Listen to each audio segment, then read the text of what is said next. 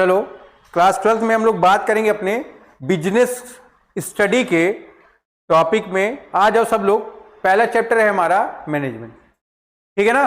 तो मैनेजमेंट एक बार हम लोग पढ़ लिए थे, कुछ लोग कहे कि फिर से पढ़ा दीजिए, ठीक है।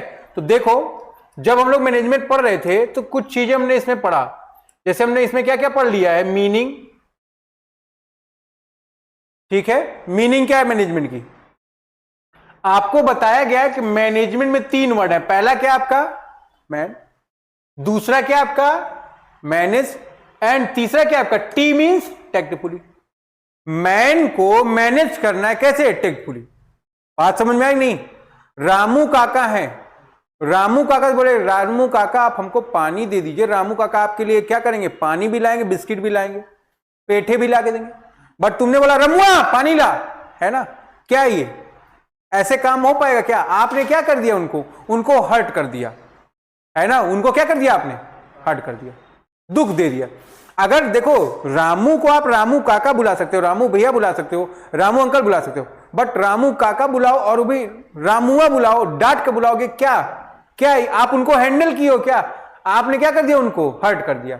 इसका इंपैक्ट क्या पड़ेगा, रामू काका जो है आपके लिए पानी लाएंगे बट पानी में उंगली डाल देंगे। बात समझ में आई नहीं, और वो उंगली पता नहीं कहां कहां गई होगी। बात समझ में आ रहा है। तो ध्यान रखो वो जो पानी मिलेगा वो आपका पानी दूषित हो जाएगा, ठीक है। तो ध्यान रखो, उसी बात को यहां पर बोला गया है, बताया गया है, कहा गया आपको मैन को मैनेज करना है। और कैसे मैनेज करना है, tactfully. What is mean by tactfully? Tactfully का मतलब प्रेम, सद्भावना पूर्वक, मानवता पूर्वक। बात समझ में आ रही नहीं, अच्छे से, मतलब एक ह्यूमन बिहेवियर को फुलफिल करते हुए, ठीक है ना। देखो ध्यान रखोगे आप यहां पर जब भी पढ़ेंगे आपको विशेष फोकस रखना है किस पर, रिसोर्सेज में, ह्यूमन कैपिटल पर, ठीक है। तो आइए इसी के साथ हम लोग बढ़ते हैं, देखते हैं आगे।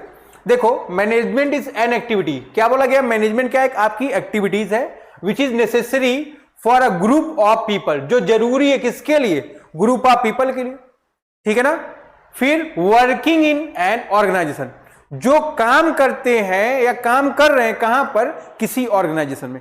अब देखो हम लोग यहां पर काम करते हैं, किसके लिए काम करते हैं, आप लोग के लिए। अगर केवल मैं काम करूं, मैं आऊं पढ़ा के चला जाऊं, है ना, नोट्स ना दे पाए आपको, या आपकी जो रिक्वायरमेंट है हम उसको फुलफिल ना कर पाए, तो क्या हमारा मोटिव कंप्लीट हो पाएगा?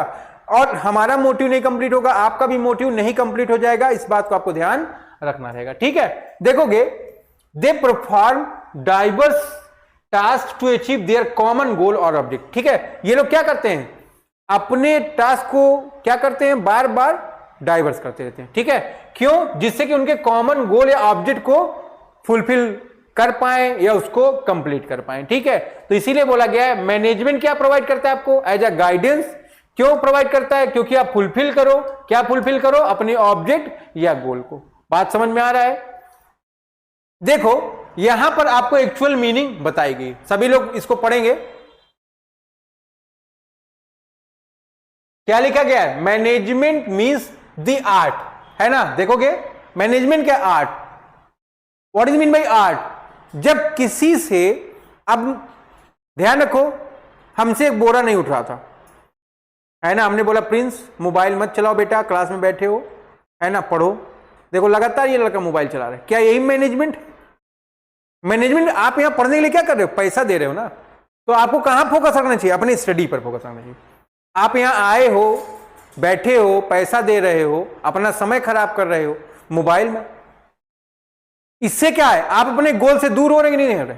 अगर आपको अपने गोल को अचीव करना है, क्या करना पड़ेगा हमको, हम लोगों को अगर अपने गोल को अचीव करना है तो ध्यान रखना पड़ेगा अपने टास्क पर, अपने ऑब्जेक्ट पर, अपने एफर्ट पर। बात समझ में आई नहीं, जैसा आप बोगे वैसा आप काटोगे, कहावत कहा गया कि नहीं कहा गया। तो ध्यान रखना है management means the art of getting things done through the effort of other people.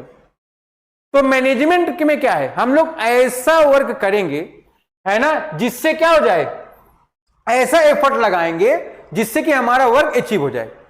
लेकिन ये जो वर्क अचीव करवा रहे हैं, एफर्ट करें, वो अपने थ्रू नहीं करें, वो किसी दूसरे, है ना, थर्ड पार्टी के थ्रू करें। सपोज दैट मान लो अगर मैं एक ठेकेदार हूं, काम करवा रहा हूं, ठेका लिया हूं, हमारे कई लोग हमारे अंडर में काम कर रहे हैं, उनको मैं पेमेंट करता हूं, है ना। तो अगर मैं कहूं रमुआ काम कर, तो काम करेगा क्या? काम नहीं करेगा और धीरे काम। अगर मैं उसको डांटूंगा, चिल्लाऊंगा, बेइज्जती करूंगा, तो वो काम करेगा, बट उस इफिशियंसी के अकॉर्डिंग काम नहीं करेगा जिस इफिशियंसी के अकॉर्डिंग उसको काम करना चाहिए। बात समझ गए नहीं? बट अगर मैं वही कहूं रामू काका, अपनी इज्जत की बात है काका, जल्दी से इस काम को कंप्लीट करवाओ, है ना, आप जल्दी काम कराओगे, मैं आपको और पेमेंट प्रोवाइड कराऊंगा, है ना, आप उसको जैसे भी मैनेज कर सकते हो, that is known as management. बात समझ आई नहीं? सबको चाहिए फुल इज्जत, सब है पुष्पा, झुकेगा नहीं साला। बात समझ में आ रही है नहीं? कोई आदमी किसी के सामने झुकना चाहता है क्या? नहीं झुकना चाहता है। बात समझ में आई नहीं? तो आपको इस बात को ध्यान रखना है, ठीक है। Management means the art of getting thing, जिसमें क्या है, आप क्या करते हो, किसी दूसरे से काम कराते हो, जिसमें एफर्ट दूसरे का होता है ना, बट नाम आपका होता है, ठीक है, that is known as management. बात समझ में आई नहीं? मम्मी तुमसे कहती है बेटा ये काम कर दो, कर देते हो। मम्मी चिल्लाती हो, काम नहीं करते हो? करते हो। तो ध्यान रखोगे, it is a human activity. इसको कौन करता है? आदमी करता है, ठीक है। Which direct and control the organization, जो क्या करता है, डायरेक्ट करता है। डायरेक्ट का मतलब क्या होता है? निर्देश देना, डायरेक्शन प्रोवाइड करना, ठीक है ना, एंड कंट्रोल द ऑर्गेनाइजेशन। बात समझ में आ रही नहीं? ठीक है। तो ध्यान रखना है हमको, मैनेजमेंट क्या है, दूसरों से कार्य लेने की प्रक्रिया या क्रिया को ही हमने यहां पर नाम दिया मैनेजमेंट, प्रबंध, ठीक है। बोल दो, बैठे आ रहे हैं सब। हाँ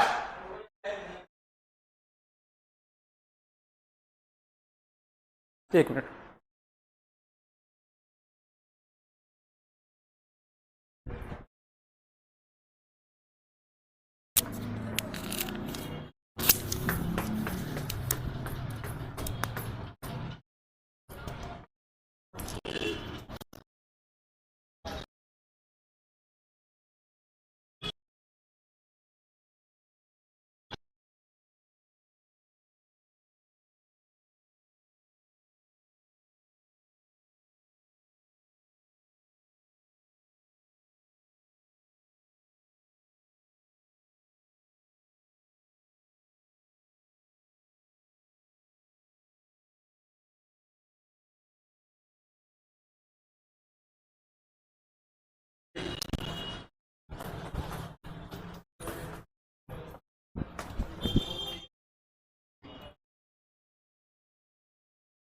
ठीक है, यहां तक आगे बढ़ो।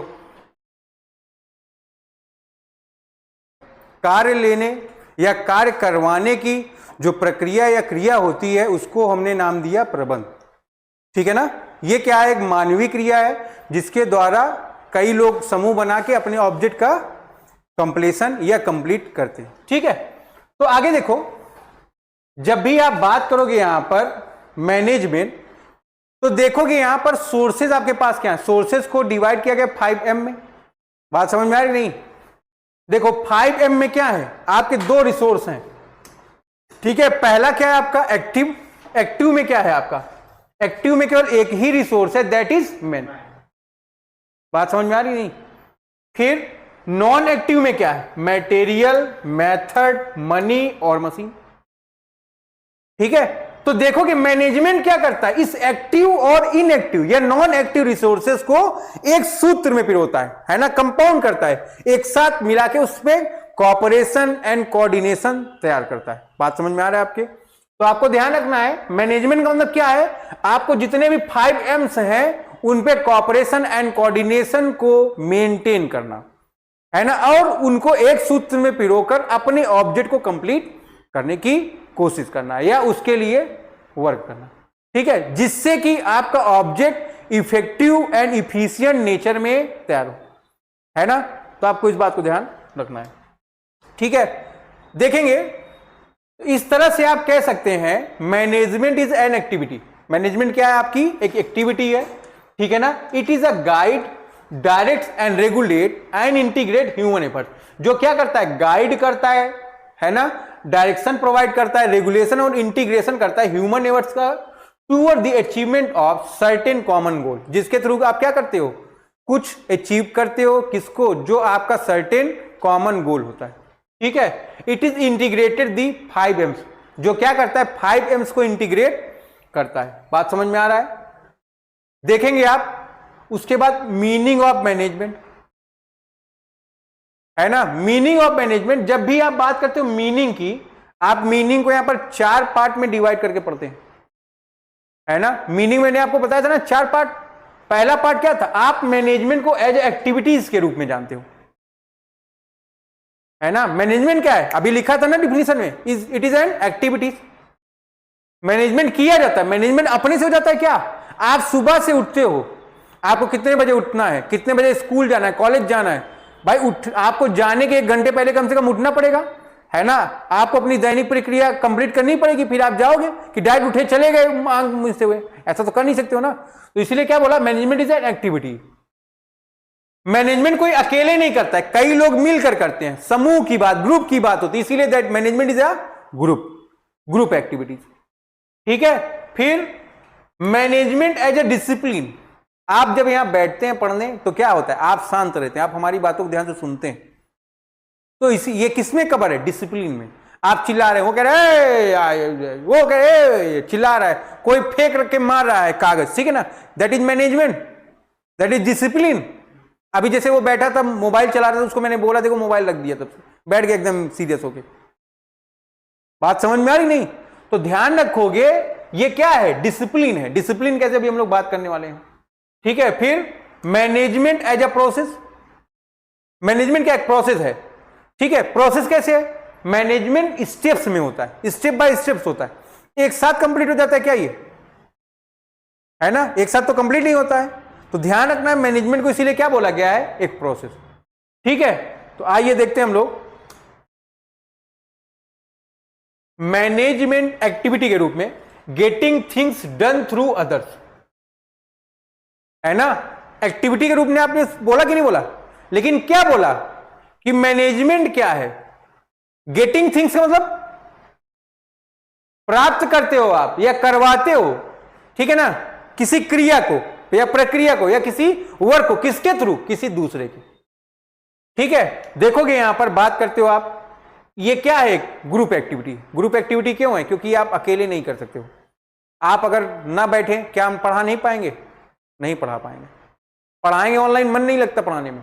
ऑनलाइन क्लास का एक अलग चीज, ऑफलाइन क्लास का एक अलग मजा है। बात समझेंगे नहीं आप।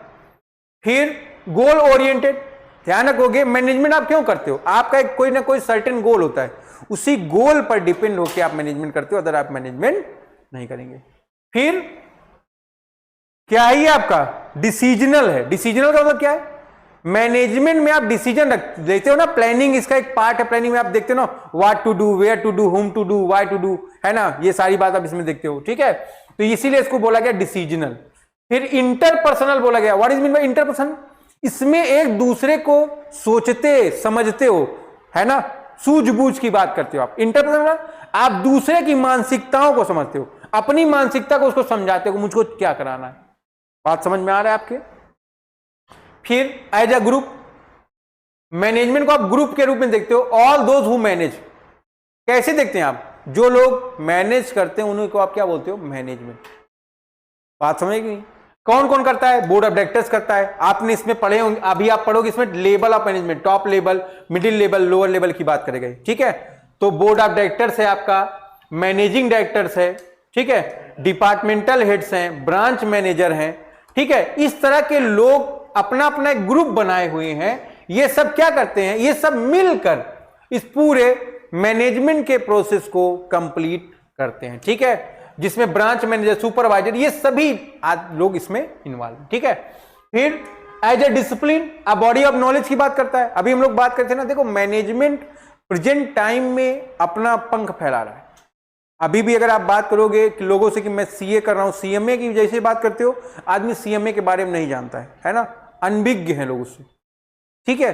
तो जब आप उनको बताते हो तभी जानते हैं। उसी तरह मैनेजमेंट का डिप्लोमा आजकल आ रहा है, ये एज अ प्रोफेशन के रूप में, जिस तरह आप सीए का, सीएमए का, सीएस का कोर्स करें, उसी तरह देखो सीएमए का मतलब क्या, कॉस्ट एंड मैनेजमेंट अकाउंटिंग, तो वो क्या करे, आपको मैनेजमेंट की भी डिग्री प्रोवाइड करा है, प्लस एमबीए की भी डिग्री प्रोवाइड करा रहा है कि नहीं करा रहा है। तो आपको ध्यान रखना है, ये एज अ प्रोफेशन मतलब बॉडी ऑफ नॉलेज के रूप में जन्म ले चुका है, ठीक है, हर आदमी मैनेजमेंट करता है क्या? जो मैनेजमेंट पढ़ा होगा, मैनेजमेंट के प्रोफेशन के बारे में जानता होगा, वही मैनेजमेंट करेगा। हर एक आदमी मैनेजमेंट नहीं कर सकता है, इस बात को आपको ध्यान रखना है, ठीक है ना।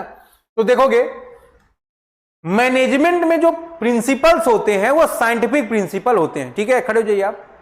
सूरज किधर से निकलता है, किधर डूबता है? ईस्ट से निकलता है और वेस्ट में डूब जाता है। वेरी गुड, इनके लिए क्लैप, ठीक है। ध्यान रखो, ना तो बेटा सूरज निकलता है और ना तो सूरज डूबता है, इस बात को आपको ध्यान रखना है, ठीक है ना। वो आपकी मैडम ने आप लोग को रटवा दिया था क्लास 1 में, ठीक है, बैठ जाओ। तो इसको आपको ध्यान रखना है। साइंटिफिक प्रिंसिपल क्या है बेटा? ना तो सूरज डूबता है ना सूरज निकलता है। पृथ्वी है ना, प्लेनेट क्या करता है? अपनी जगह रोटेट होता रहता है, ठीक है।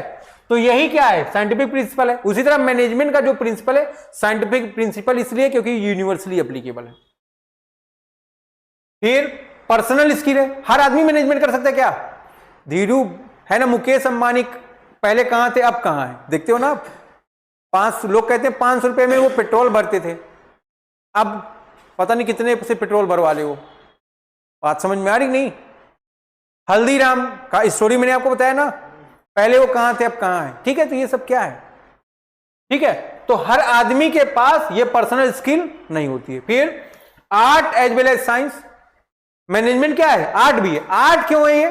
क्योंकि मैनेजमेंट के जो प्रिंसिपल है आप उसको एक साथ अप्लाई नहीं कर सकते हो, ये रूल ऑफ थम्स नहीं है। ये क्या है? आर्ट है, स्टेप बाय स्टेप आप इसको अप्लाई करते हो, एक साथ अप्लाई नहीं कर सकते हो। फिर साइंस भी है। साइंस क्यों है ये? Management as a science, science क्यों है? हाँ, यूनिवर्सली एप्लीकेबल है। स्टेप बाय स्टेप मतलब क्या है? वो आर्ट है। Universally applicability that is science. बात समझ में आ रहा है आपके?